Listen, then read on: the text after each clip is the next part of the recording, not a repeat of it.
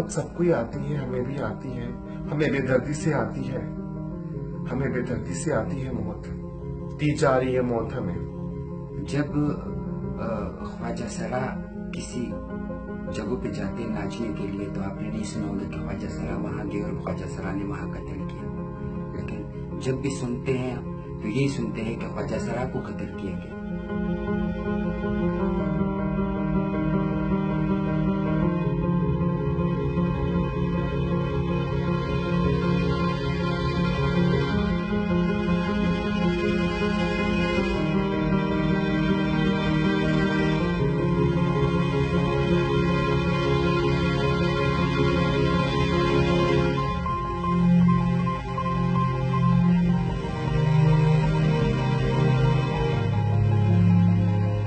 जब उनकी बॉडी मिली और उनकी बॉडी की कंडीशन अच्छी नहीं थी और जब उन्हें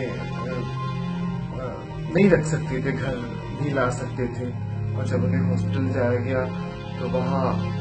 हॉस्पिटल के अमले ने भी कहा कि हम ये गंदी बॉडी फ्रिज में नहीं रख सकते।